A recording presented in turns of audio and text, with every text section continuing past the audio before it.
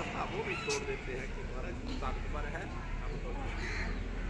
प्यारे बच्चों, देखिए, एक होती है ड्रग, एक होती है मेडिसिन।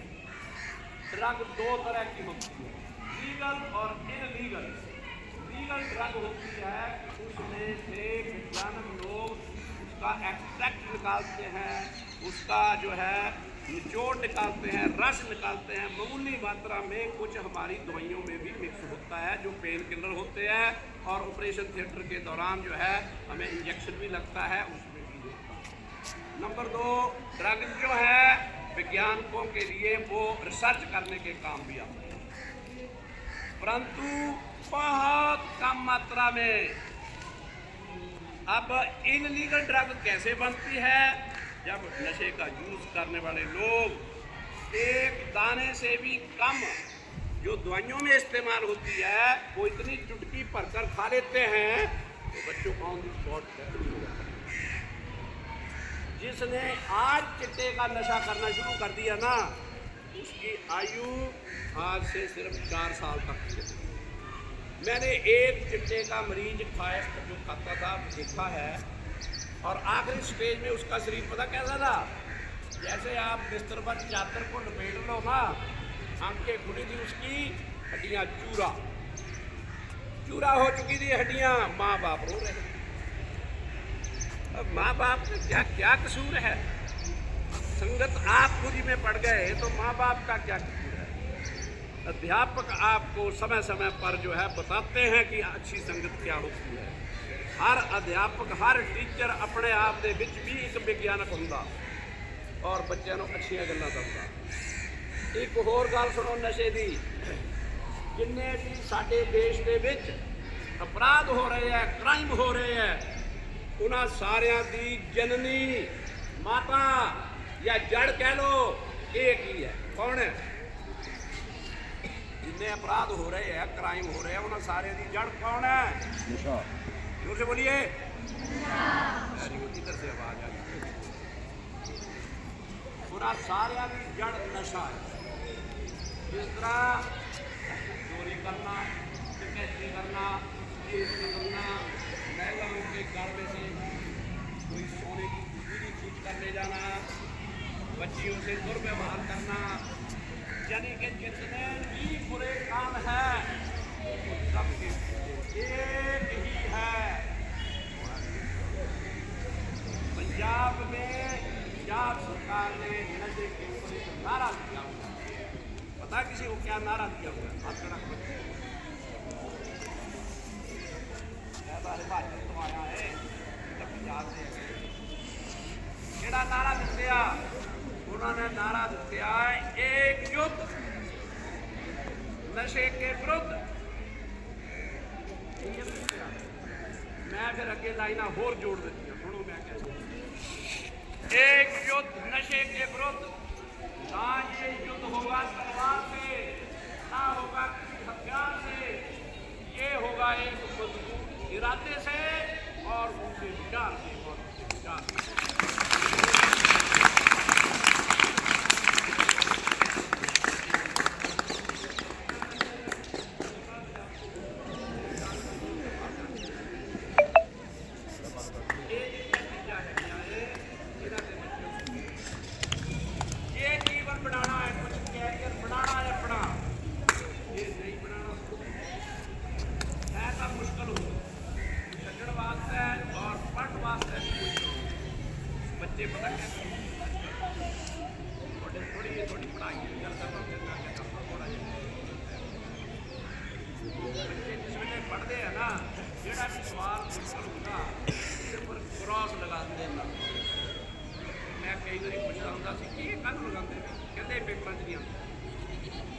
अगे चले जी, कहते ये भी पेपर नहीं आता, ये भी पेपर नहीं आता।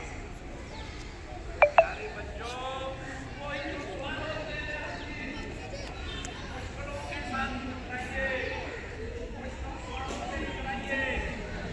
सब जाती है,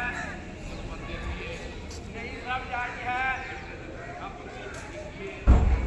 समझिए, जब 3 स्टेज में होकर तो आप जाएंगे, आखिरी दम तक ये वो सवाल आप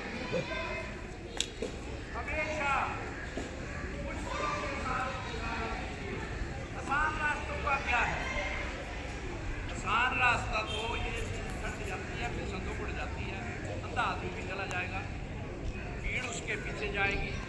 आप ऐसा काम करके दिखाइए कि भीड़ तुम्हारे बगल लगे।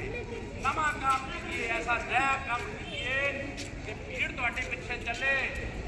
यूनिक काम करके दीजिए और बोला था मेहनत से बिना से काम नहीं होता। बच्चों देखो, जब तक तुम इस फार्मूले नहीं अपनाते हो, मानो और पढ़ाई को अच्छा करने वास्ते मैं एक फार्मूला दसदा। मैं अपने पर भी अप्लाई किया, अपने पढ़ाए हुए बच्चों को भी किया।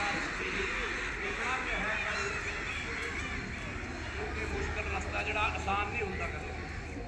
प्यारे बच्चों, मुश्किल रास्ते कभी आसान नहीं होते, होते आसान, और आसान रास्ते कभी सही नहीं होते।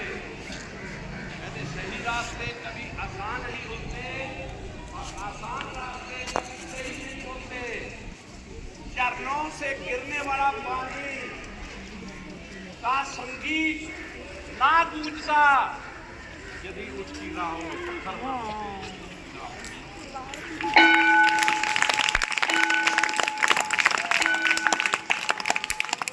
This is period number 8, the last period of the day.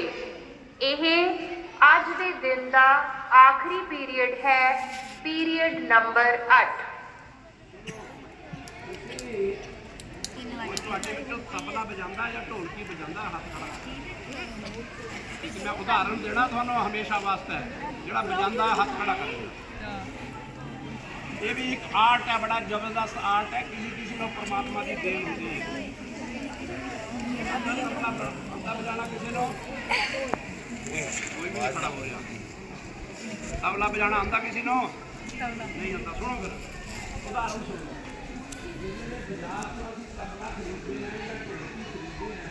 बजाने हैं किदा दी आवाज आती, ठप ठप ठप ठप होंदी।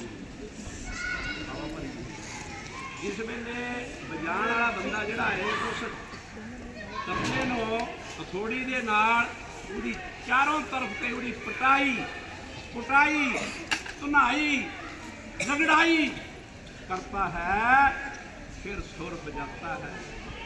निकलता कि सुर मेरी निकलता सुर। एक गिटार होंदा तुंबा एडा सारा तारा वो तारा जी आए वो भी सुर नहीं देनी आएगा। उसी आधार पर जब तक तुम्हारे नाल नहीं बनती जाती, बच्चों चाहे बुरा मनाओ, आपको पढ़ना नहीं आएगा, तरक्की करने का रास्ता नहीं मिलेगा। शुक्रगुजार समझो कि यदि अध्यापक आपके कान मरोड़ते हैं, माँ बाप की डांट और अध्यापक के कान मरोड़ने थप्पड़ मारने आपके लिए टॉनिक का काम करते हैं। टॉनिक आने वाला समय बताएगा। कौन सबसे आगे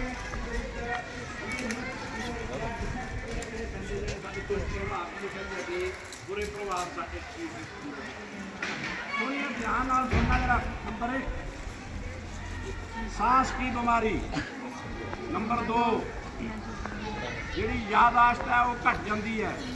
नंबर 3 लीवर डैमेज हो जाता। नंबर 4 ਜਿਹੜੇ ਤੰਬਾਕੂ ਖਾਂਦੇ ਉਹਨਾਂ ਨੂੰ ਮੂੰਹ ਦਾ ਕੈਂਸਰ ਹੋ ਜਾਂਦਾ। ਨੰਬਰ 5 ਫੇਫੜੇ ਗਲ ਜਾਂਦੇ।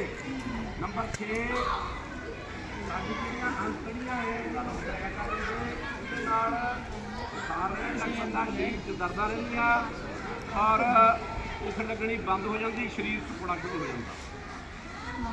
नंबर 7 दौरे पड़ने लगते हैं। नंबर 8 नंबर 8 पागलपन का शिकार भी होते हैं। नंबर 9 जिहड़ा विवेक और बुद्धि है, दिमाग है, वो मर जाता, खत्म हो जाता। नंबर 10 स्ट्रेस में आ जाता है, हर वक्त चिंता। नंबर 11 डर लगता है हर आदमी से। नंबर 12 समाज की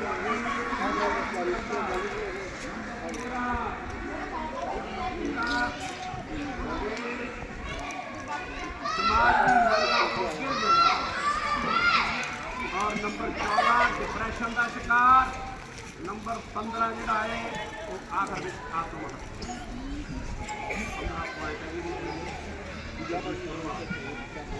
इन्होंने सारे विचों मैं तो ये समझदा भी जो समाज की नज़र जिथे असीं रोज़ बैठना है उन्होंने नज़र जे असीं गिर जाते हैं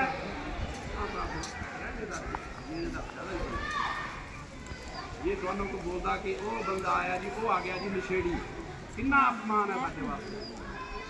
एक बार की गल है कि एक लेंटर के उपर शाम के टाइम एक बंदा पैर फिसल गया वह नीचे गिर गया। आस पास के लोग अजकल नेगेटिविटी का शिकार ज़्यादा है लोग पॉजिटिव गल घट करने वाले है।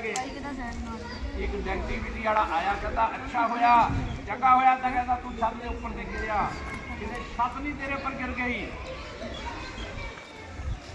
कोई अकलमंद आदमी खड़ा था